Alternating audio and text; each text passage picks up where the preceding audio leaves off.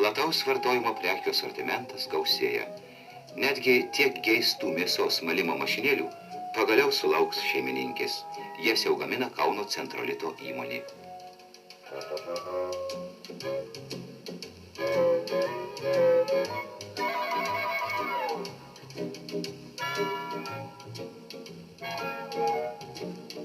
Tauragiečiai išleidžia automobilių sargą.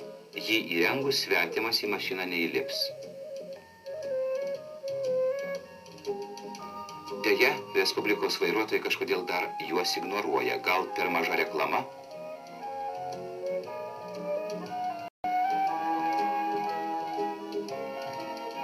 Tačiau yra gaminių, kurie ilgai dėl kitų priežasčių užsiguli parduotuvių vitrinose.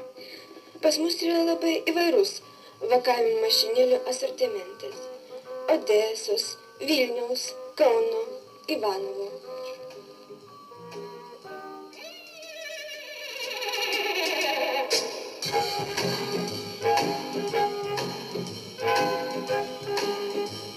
Kauno Dzeržinskio staklių gamyklos skyriaus viršininkas Antanas Deksnys.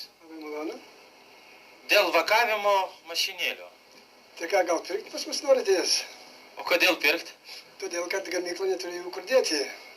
Nuo 1969 metų šių mašinėlių apie 3,5 štukų likę nerealizuotų, neturime joms paklausos.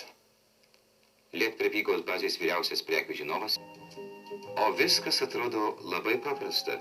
Būtų daugiau dangtelių, išpirktų mašinėles.